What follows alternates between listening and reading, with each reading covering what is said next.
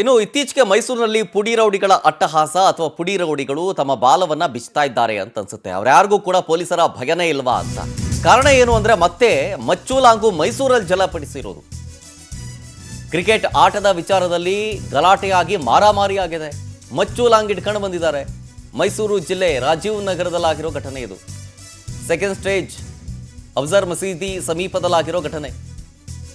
Udayagiri rowdy sheeter Shakibul Rehman alias Tippu, Imran, Asif, Azam, Aziz ಇವರ ನಡುವೆ ಗಲಾಟೆ ಆಗಿದೆ. ಗಲಾಟೆ ದೃಶ್ಯಾವಳಿಗಳು ಸ್ಥಳೀಯರ ಮೊಬೈಲ್ನಲ್ಲಿ ಸರಿಯಾಗಿದೆ. ಉದಯಗಿರಿ ಪೊಲೀಸ್ ಠಾಣೆಯಲ್ಲಿ ಈಗ ಕೇಸ್ ದಾಖಲಾಗಿದೆ. ನೋಡಿ ಅಲ್ಲಿ ಗಲಾಟೆನ.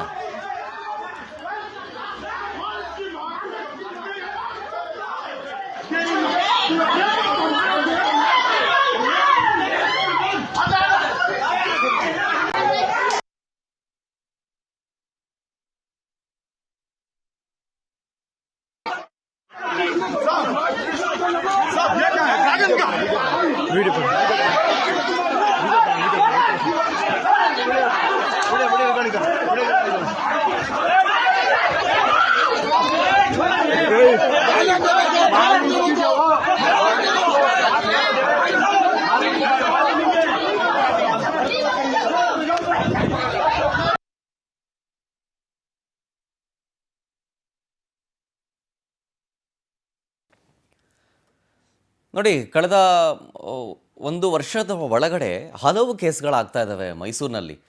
ಈ ರೌಡಿ ಶೀಟರ್ಗಳದು, ಅದರಲ್ಲೂ ಈ ರೌಡಿ ಶೀಟರು ಜೊತೆಗೆ ಪುಡಿ ರೌಡಿಗಳು ಅಷ್ಟೇ.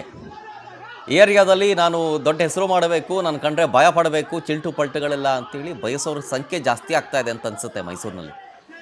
ಯಾಕೆ ಪೊಲೀಸರ ಭಯ ಯಾಕಿಲ್ಲ? ಅದು ಪ್ರಶ್ನೆ ಪ್ರಮುಖವಾಗಿ. ಈ ಹಿಂದೆ ಎಲ್ಲ ಹಿಂಗಿರಲಿಲ್ಲ, ಶಾಂತಿಯುತವಾಗಿತ್ತು. ಇತ್ತೀಚೆಗೆ 1 ವರ್ಷಗಳ ಅಂತರದಲ್ಲಿ ಈ ರೌಡಿಗಳ ಹಾವಳಿ ಜಾಸ್ತಿ ಆಗ್ತಾ ಇದೆ.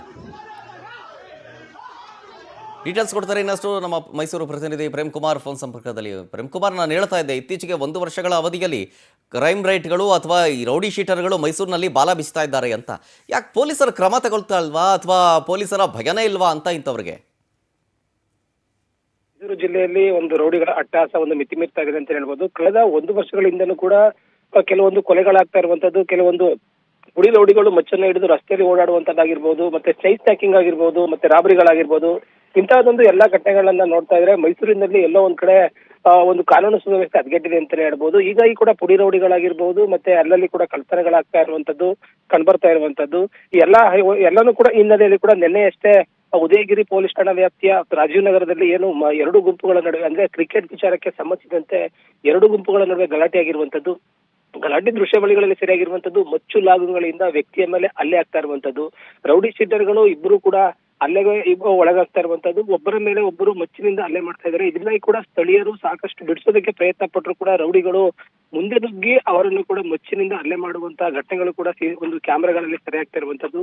ಇದರಿಂದಾಗಿ ರಾಜೀವ್ ನಗರದ ಸುತ್ತಮುತ್ತ ಆಗಿರ್ಬೋದು, ಮತ್ತೆ ಪಾರ್ಕ್ ನಲ್ಲಿ ಓಡಾಡ್ತಿರುವಂತಹ ಜನರು ಕೂಡ ಭಯಭೀತರಾಗಿರುವಂತದ್ದು.